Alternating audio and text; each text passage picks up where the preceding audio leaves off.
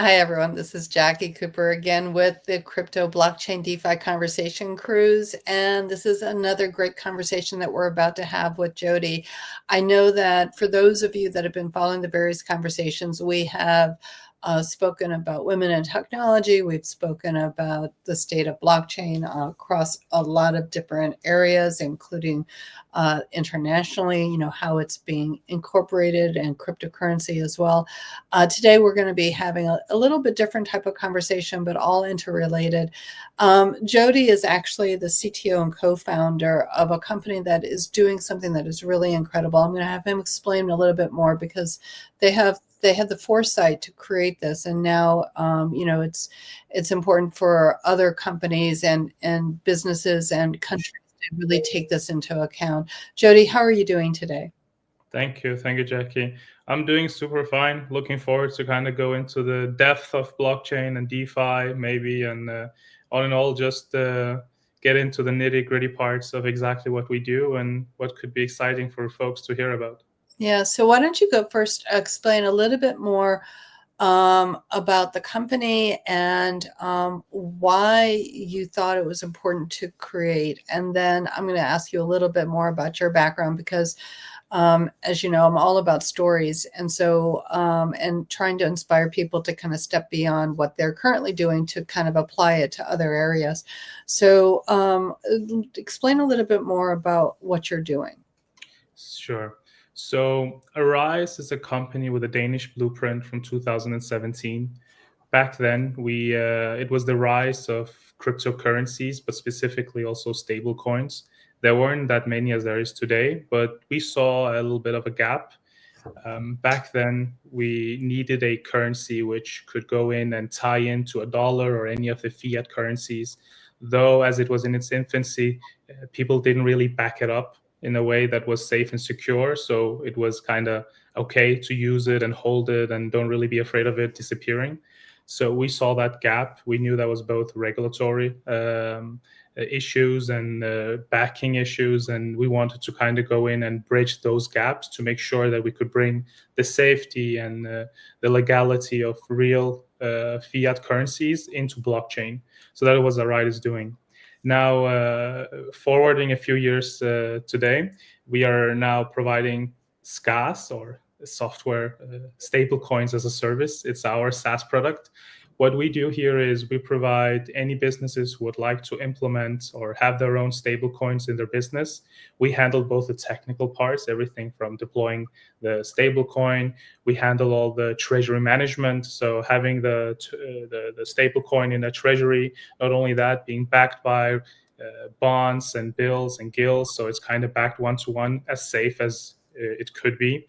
And even making sure that we embed bridging and FX into the fabric of the stablecoin, so you can natively go in and bridge it to any of the EVM-based blockchains that you would like to utilize or be at, because you should be able to bring your money where you think there is a use case, and even FX it if you deploy multiple ones with ours.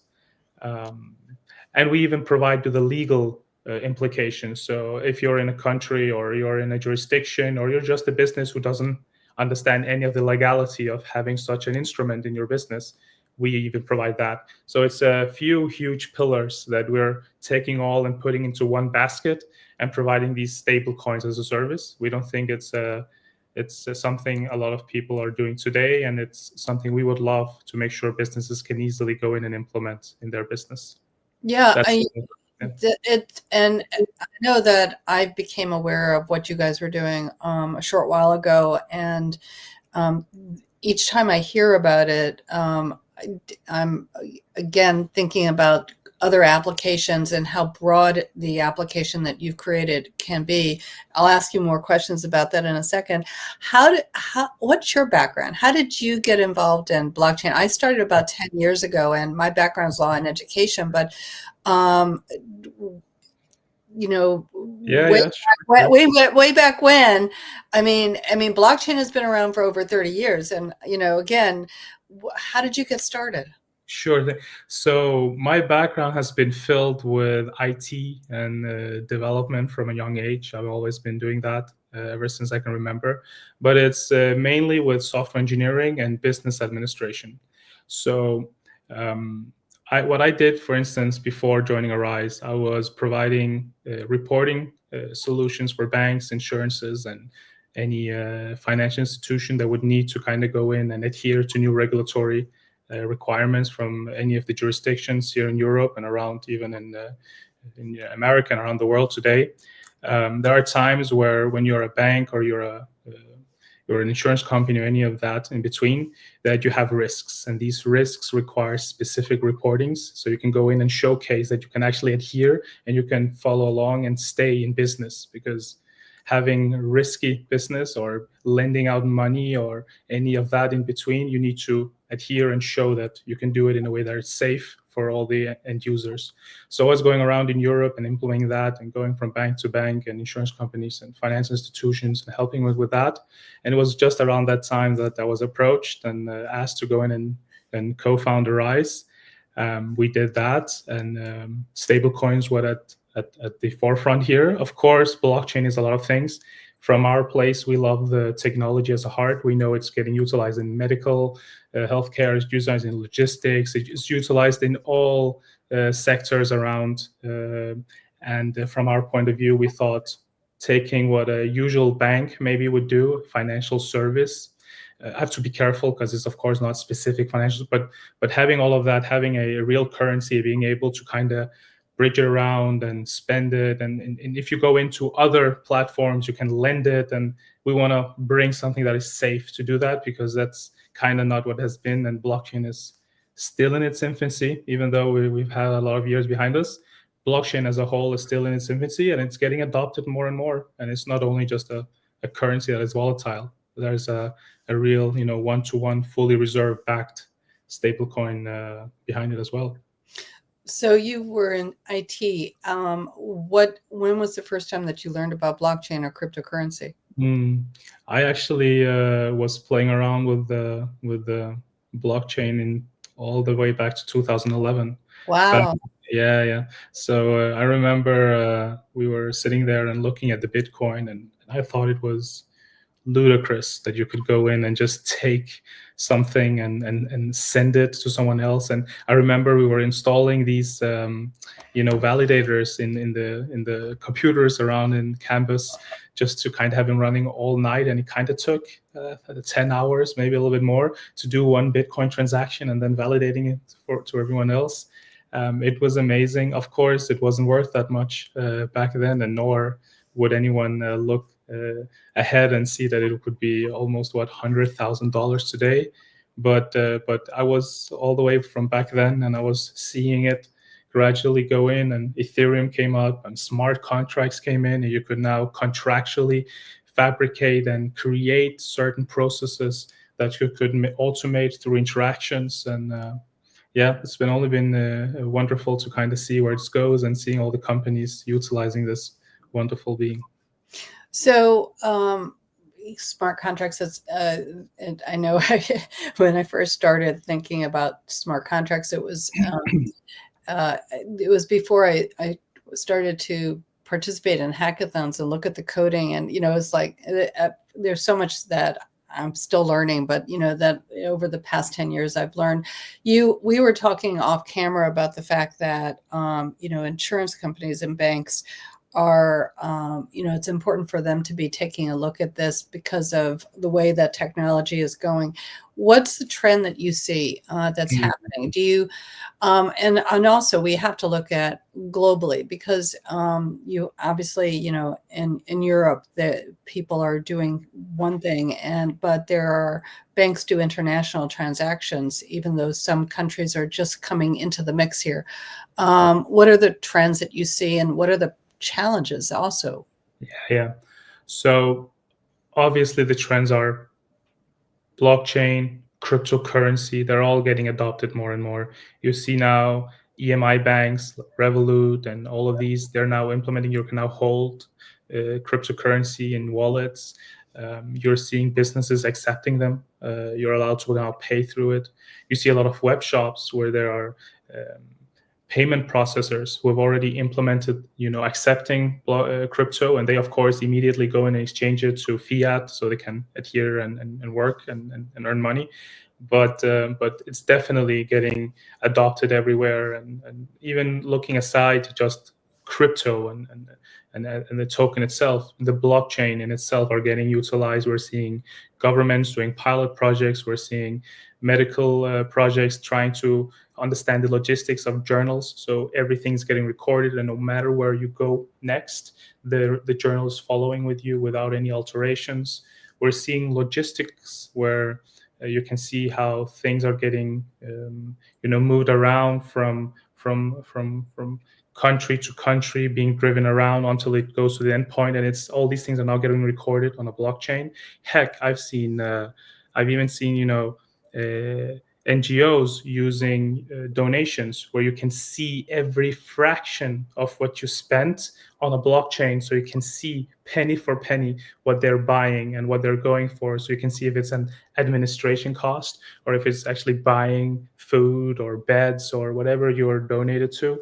So it's definitely getting out there and being utilized everywhere. And of course, we're still at a place where it's not massively adopted by everyone. You cannot just go into a supermarket and spend cryptocurrency, though you can have a card with a Yeah. company which and you can have cryptocurrency in that card, and it allows you to spend it just like any Visa, MasterCard, and then it of course does its cost and figure out what that should be.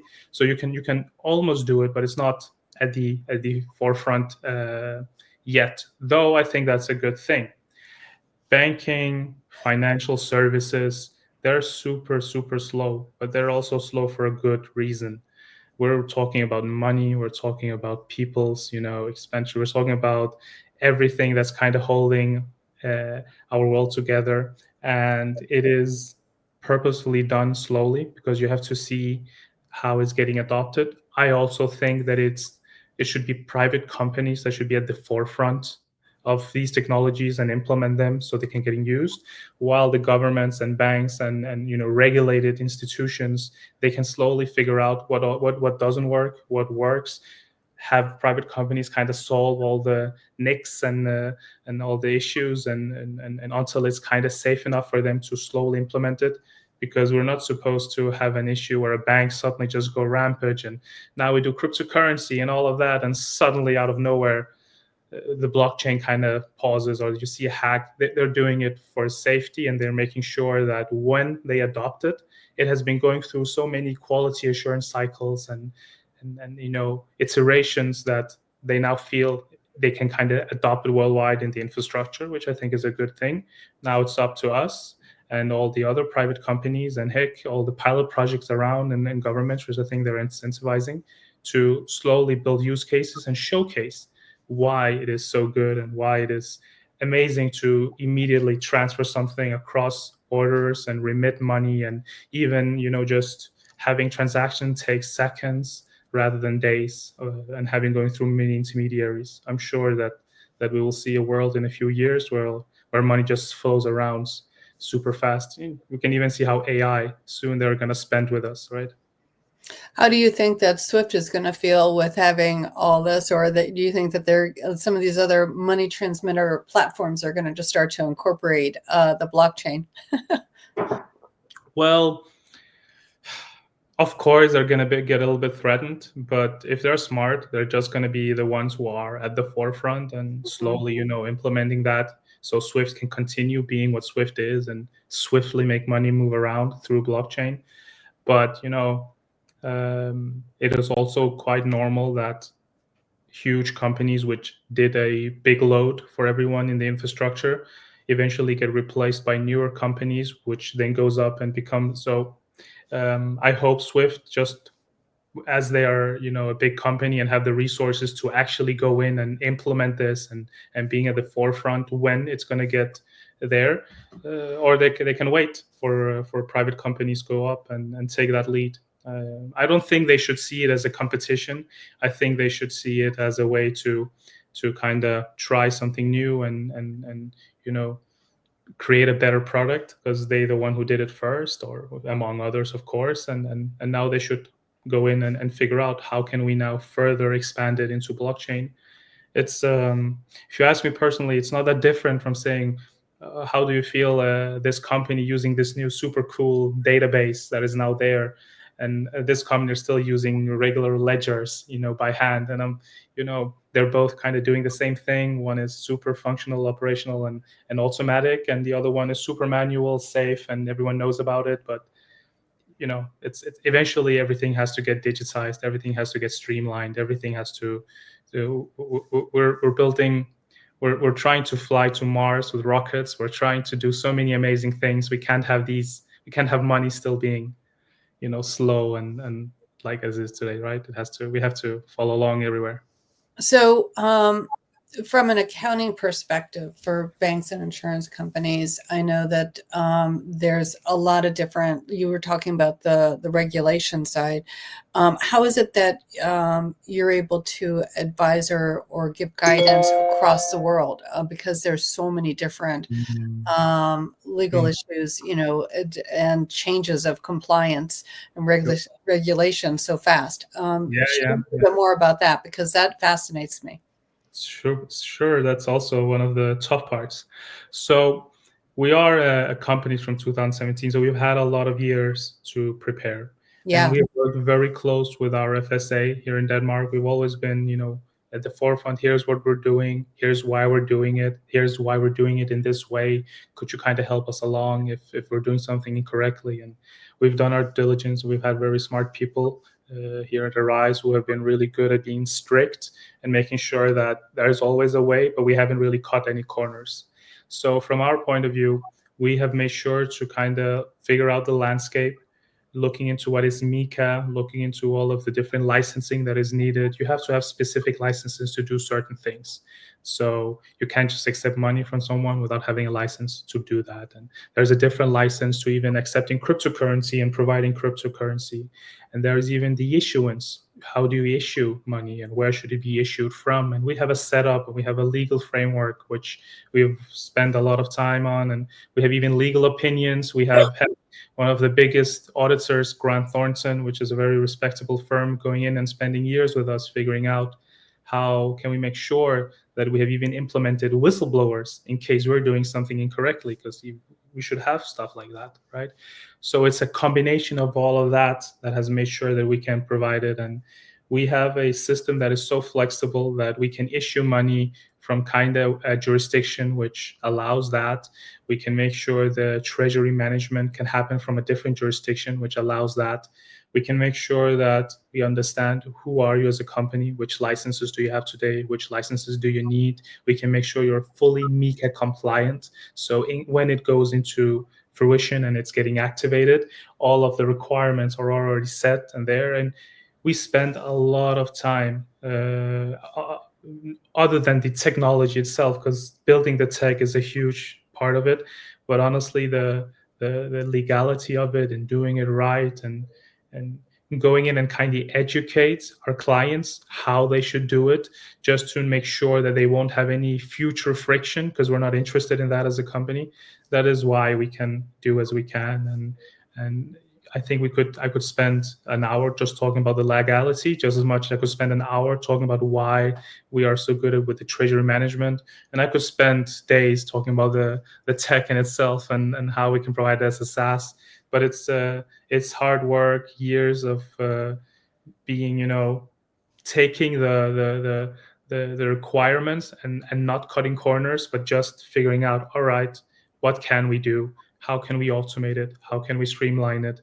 How can we make it flexible enough so when requirements getting a little bit more loose or getting a little bit more clear, how can we then immediately, change that specific route? And then how would it work when it cattles along throughout the process, right?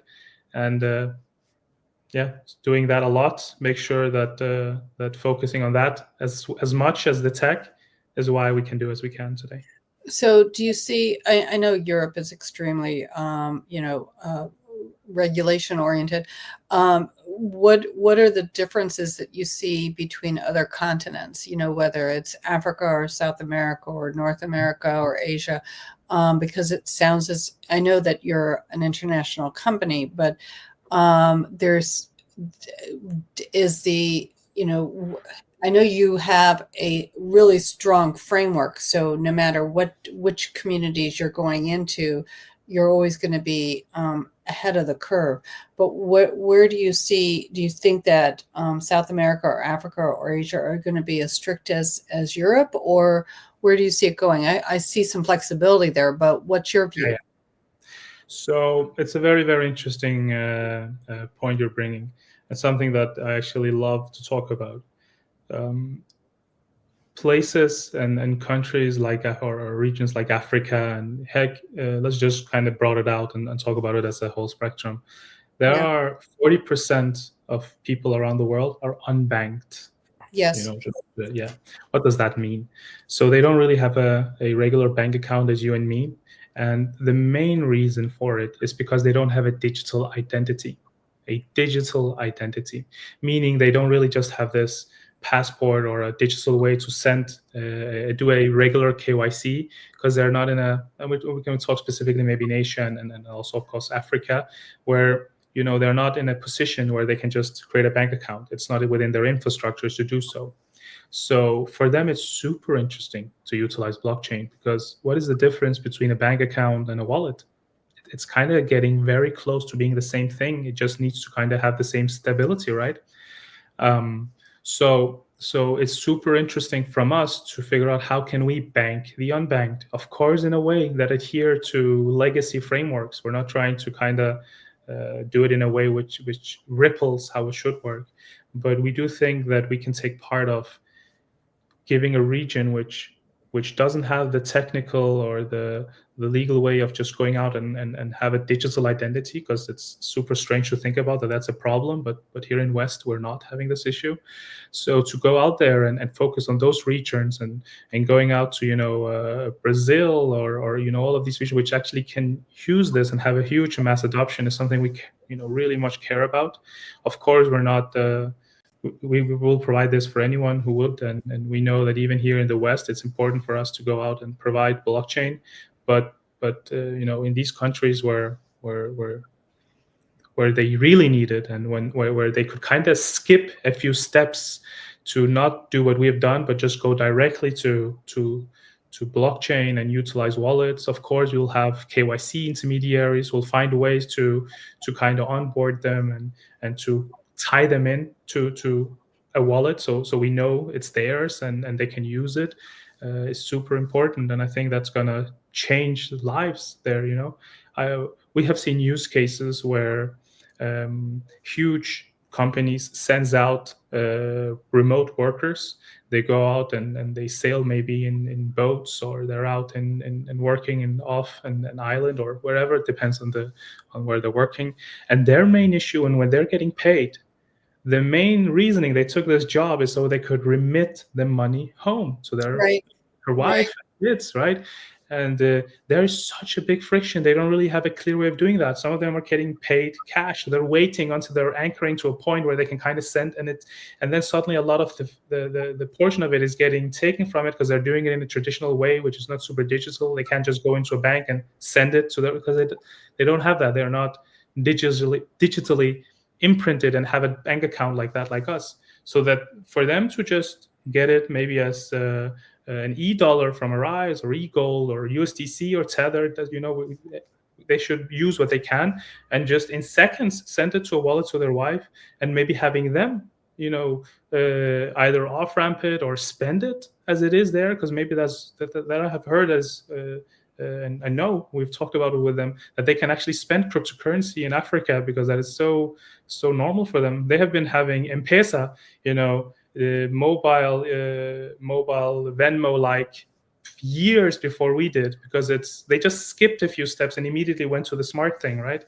So that's something that we care about and think is going to be super important, and to find use cases and to find challenges that we can go in and provide this service for them. The legality of it, just to kind of also change narrative here. How do we make sure that it's super easy to kind of follow along? The problem with blockchain today, and I'm sorry, I'm just ramping now, but No, it's good. It's good. It's good. the important thing with blockchain is it is not super clear what's happening. So let's say that you're a company and you're spending a lot of cryptocurrency and you're going out there and paying for stuff there and here. Suddenly you have to go into a Explorer and you have to put in a wallet and you have to see what has actually happened, but it's super, cryptic. All of the wallet addresses and hashes, and you have to decode it, and you have to figure out the functions that are being used. And even for a bookkeeper or an accountant, he wouldn't be able to go in and figure out super easily what is actually happening here. They would need expert help to convey what is happening here and build trust and understand, okay, this is what's happening, and that they could bookkeep it. At Arise, we have made sure that that is not an issue. So, for instance, in our product called Reforge, which is the bridging and FX engine within our stablecoin, we have made sure that we put in dates in the operations. So when you go in and bridge chain and burn, for instance, your e-dollar and then reissue it as e-euro, and maybe we even switch chain to somewhere else, we made sure that even if a bookkeeper go in with minimal knowledge of the Explorer, he can just go in and click on one button and it would say he did it at this date, it came from this blockchain, it was this amount, it became that amount, he paid that as a fee, the FX price at that day at that time was this much between these two currencies, here's the proof of burn that happened from this blockchain, and then all of the information in a way that makes sense for them. Any other company wouldn't do it because on a blockchain, usually every little bits of data or text that you can remove or scrape makes something cheaper. But we think it's important to make it look like any legacy framework today. They have to look normal, have to work normal, right? So we think that is super important, and we don't want to require expertise when we provide a solution for someone. We want them to, utilize it, and it's easily, adherable for them to figure out what is happening. How can we make our bookkeepers bookkeep it? So these are some of the things that we care so much about, which is also within our regulatory framework and our treasury management and our tech. It's so important that everyone should be able to use it. We don't want to throw a bone to you, and then once you catch it, we then tell you, oh, actually now you need some expertise to further use it. It's not super cool, and this is usually what any new technology is about. It's so hard to follow along. So so are your clients, because I see the application of this in a second, and I'll explain. Are your clients mostly the businesses that are then working with the consumers, or can consumers also use this? Because that's part of the problem that I see. Like you said, you've made it very clear and straightforward for those that might not understand the tech behind. And that's been part of the problem, I think, with the mass adoption, is that it's very difficult in the past when I first started, to want to get the wallets. Now it's a little bit easier, but then also the cross application. If you want to move one crypto to another, you have to sometimes use Uniswap or some other access road, so to speak, to get from one chain to another. So the application that you're talking about can really help someone who's just stepping into this space. But who's your primary customer or consumer? Yeah, you're right that you have to use all of these DeFi dexes to kind of move along. And something that stands out from our solution is it's liquidity less. So instead of relying on pools and money standing there helping users to swap back and forth, you just burn and reissue. And super easy and super smart.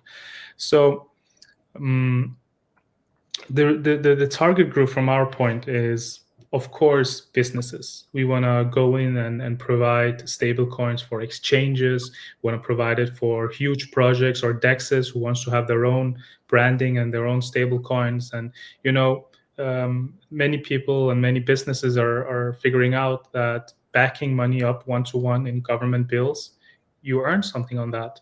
And eventually, as a exchange or as any business who have a lot of cryptocurrency and having users use and spend a lot of stable coins within their ecosystem, eventually they think, if we switch to our own, would we earn on that? So of course it is the businesses, not the end users, but we have also deployed our own versions of these stable coins. We also have euro, e-pounds, ESGD. Heck, we've even now tokenizing e-gold, allowing users holding 9.99.9% pure gold. And if they even wanted to, they could even request it to being sent home to them for a fee, of course. Well, So we're starting to tokenize even beyond fiat currencies, and going into commodities, and we're going into whatever a company would like to do. Of course, it requires some work and requires some expertise, and back and forth with the company, and figuring out what is it you want to create, how do you want to back it up, how do we make sure that even if you as a company would go bankrupt, that if users have their money, that right. there's a process for them to off ramp it and get their money back, because it needs to be isolated. If they want to provide this, we really, really care about that. You just can't disappear, that they're locked up in an institution which is holding it for the end user, not for the company. So we have end users can come to our ecosystem and use our stable coins. We have also made our own, which is a version of what we think anyone else should create. But of course, we want to target businesses and have B2B to C approach. So we know a lot of businesses have users going for the business, and then their users can just utilize and get all the fruitful, cool new ways of spending, and having the new branded version of whatever they're using today. We think it's a better way of approaching it. We don't want to. We're an infrastructure company. We don't want to throw away or replace anyone. We don't want to go out and replace Tether or replace USDC. We have ambitions to make a better product than them. We have an ambition to go out there and hopefully get a market share, and people can see why they should use ours from any other. But we do know that blockchain is a very, very cool space. There is room for everyone, and we don't think our business plan is to aggressively show why we should replace what they're using today. We think helping businesses to slowly adopt it and feel like it's their own product, and even brand it for themselves is a better approach. And that's usually what infrastructure company does in the end, as we're not really specifically targeting the end users, but we have created stable coins and tools for them to use, so they don't need to. So you bring up the idea of having the security for the end user, and making sure that if a company was not there, that the end user actually gets their value. And that's an interesting topic, because it's except for Bitcoin, altcoins, you never always know what the liquidity is behind the token that someone might have created. And there could be, for those that are listening, they might not really understand what a rug pull is, but again, in terms of how the founders could actually just kind of take the funds and leave. So the idea that you're actually trying to protect those within the community to have the value of what it is that they're investing is very interesting to me. I'm wondering, do you foresee that sort of backing, like what you're creating, is going to be a future requirement within the cryptocurrency community? So that way it sort of it's a form of insurance in some ways, because then you always know that you have at least something behind what it is that you're putting some funds in, as opposed to something that is very subjective in value, which cryptocurrency is always subjective in value because of the markets. But do you see that as something that's going to be going in that route? So definitely, and let's kind of shed light on it. Yeah.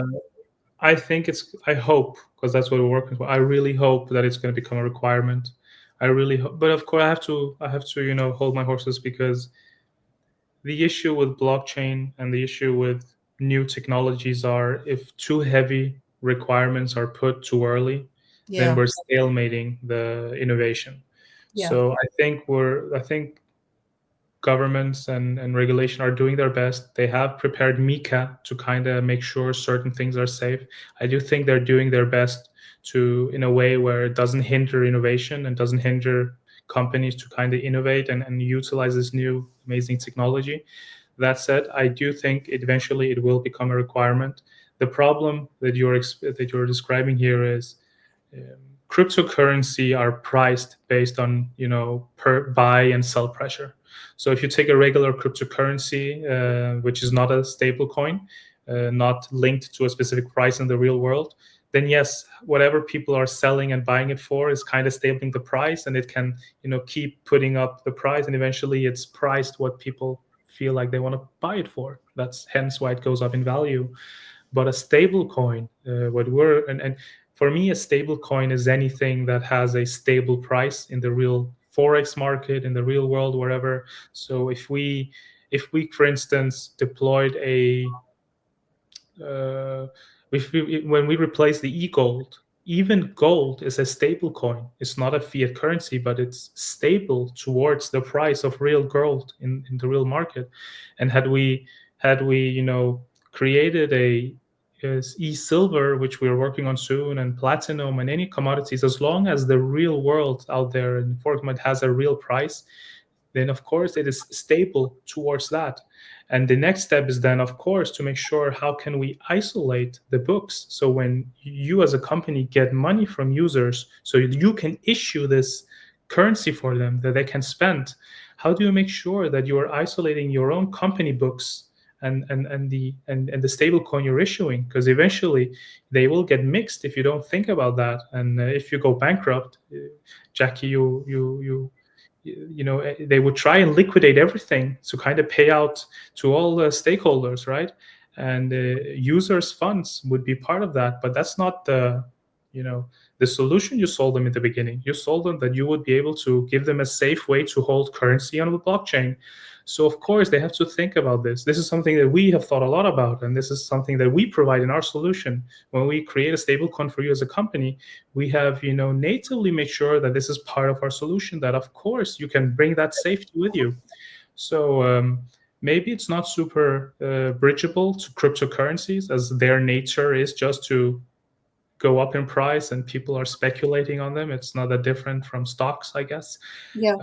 But stable coins, they're supposed to represent something. They're supposed to represent a real value out in the real world. And all we're doing is just digitizing that and allowing users to spend that in this new digital era, in this new Web3, right? So I think it's a super interesting point, and it's something that we work towards. And I hope it somehow gets embedded in the framework of blockchain stablecoin services in the future. This is what we're working towards, and if we are, I'm sure there's others that hopefully does the same, and eventually just becomes an industry standard. Of course, you should be able to deploy stablecoins and have millions and millions of dollars out there, and then it's kind of mixed in within your own, books in the company. So these two risks are kind of put together. That's what we thought was the problem to begin with. Eventually, stablecoins, when we created this company, was they just took the value of the company and then they issued stablecoins based on that.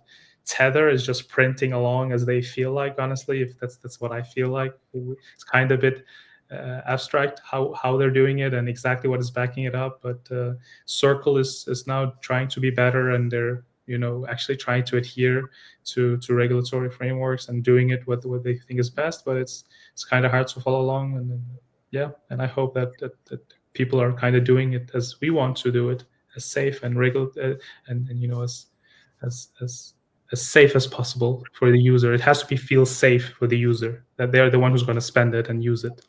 So I know that those that might be listening to our conversations have a variety of backgrounds, from those that are just new to this to those that are more advanced. But I guess the question I have about stablecoins is the valuation of stablecoins, because if you have a certain product behind the stablecoin, that might go up and down too. So explain a little bit more about how the stablecoin works and how it is that it can be considered stable in one value, or for those that might not understand the terminology. Sure. Yeah. So a stable coin is in its name, it's stable. The way that you price a stable coin is, but for instance, Jackie, let's say that you wanted to create a Jackie dollar, You have this cool little ecosystem, and you think users would use and love the branded version of a regular dollar. So that's what you do. You create a Jackie dollar. You come to Arise. We deploy it for you, and we of course give you all the requirements and work closely with you to make sure that it's super safe and secure and easy and deployable in a few days. What you're actually doing behind the scenes is you're firstly, let's say that you're accepting money from or you're working with some third party on ramp, so they can kind of on ramp into this Jackie dollar. They're just taking the money from your clients or users, and they're actually throwing them directly into government bonds and bills. So Uh, they're sitting there and being invested in very ultra short term bonds and bills. There's of course a little bit of over collateralization, just a little bit to make it on the chart of the top, but it's standing there and fully safe in a government bond, and it's earning something for you as a business. You're earning a little bit on those bonds, so it can be a little bit profitable for you. Though no matter how successful your business is and your products, it's not going to raise the price of your stable coin. Kind of removes the stability of it, right? You could of course create your own cryptocurrency and hope that people would like to sell and buy that because they believe in that, but it's kind of outside of this conversation. We want to focus on the stable coins itself, and that's kind of what's backing it up, what's making it worth as it is. Because if we put $100 worth of US dollars in treasury bonds, and we make sure there's $100 worth in there, then they're basically backed by the state. No, so that's concisely, without, of course it's not that simple, but that's concisely how it works, just to make everyone understand it. so I know, and again, this might your answer will shed light on this. There's been a lot of confusion in the United States, especially from the tax perspective of how to report cryptocurrency, or how or whether, because our forms keep changing as to whether or not you've purchased it, you've traded it, that type of thing. If someone was to acquire a stable coin like that, how is it taxed? Or how is it considered as, because in my mind, it's not like a traditional cryptocurrency. No, it's not. So it is up to every jurisdiction how they want to do their tax laws. So I can of course not give you an answer I know, that for sure. that adheres to everyone. But if you ask me, I hope and I think that they should just treat stable coins as a stable priced, non-volatile token, and in that sense it shouldn't really be taxed, because they're not buying it to invest, or they're not buying it for it to appreciate in value, which Yeah. is usually what you getting taxed on. And as long as it doesn't appreciate in value in that sense, I'm not sure what you would be taxed off. E-gold, maybe if you bought an e-gold, Yeah. sure, if the gold suddenly appreciates in value in that sense, but um, it would. I think there's much smarter people than I that could go into the finicky things of how that should work. In the end, it's kind of up to every jurisdiction how they want to treat it.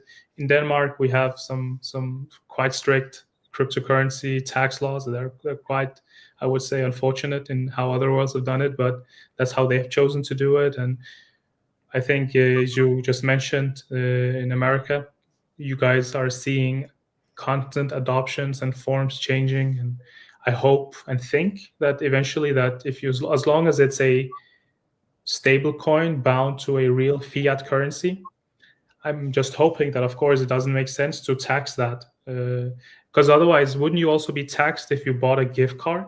Isn't that Yeah, almost? there's a lot of inconsistencies sometimes in how we classify products, and don't see the cross application or the variety of one product versus another. Let Um, me ask you, Jackie, just because I think it's an interesting thing. What do you think? Let's put the technology aside just for a yeah, second. What do you think is the super difference, or what is the difference between buying a gift card from a shop, $100 worth, or buying $100 worth of e-dollar, for instance? you know, the gift card is a representation from a company promising you that this plastic card holds $100 of value. They might or might not lock you towards only spending it in their shop unless they're in a mall where it's kind of spendable everywhere. But what's the real difference between a gift card holding value, where they've created a not a token but a representation of where you can spend money, or a stable coin where you have this wallet, let's call it the gift card, that holds some value and you can now spend that based on real cash? How would you find those two being different from each other, just looking at it high level? Well, even extending it to even though people might say that I'm wrong, to the reward points that you get when you travel on an airline, and then it can become equivalent to a certain value of a ticket. So there's, um, I, I think that our community has become very creative because of the technology, with different forms, even though we did it way back when, different forms of barter. We give, we say that a goat is a certain value, and you give me a certain amount of corn for that. So I think that the gift card and the digital currency, like you said, we need to be redefining what our view is of the purpose of taxation, and also the exchange of value of, why are we taxing? There's some exchange of value of services or products. Especially if our purpose is to create a stronger economy with a flow of back and forth. I know that governments always need funds in order to provide services, but I think if the economy is working in a way to help the community, then maybe certain things need to be exempt from taxes, so that way it can still benefit the end users, which are The ones consuming it. yeah, which is a healthy economy. If and it's all about balance. I see it as, a triangle. You have the government at the and the triangle can move. It doesn't mean that the government has to be at the top, even though this is in my mind. I was seeing that, and you have the businesses and the consumers and interchangeable parts. So, but I think we've kind of maybe lost sight of that. So, and actually, that's why I was attracted to, decentralized finance and this whole community, because like you talked about before with helping those that don't have bank accounts. I mean, that's why Bitcoin and all of these other alternative means was created. So that way people had control over their economics and their finances, and they didn't have to always be dependent on the government to have a say in where we had our money. So it's an interesting philosophical question.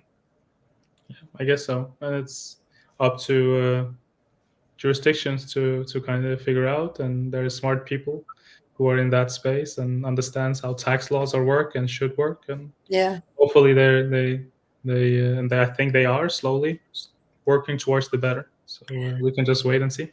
Yeah. So I know that we're going to have many more conversations with others within the crypto blockchain DeFi conversation cruise community.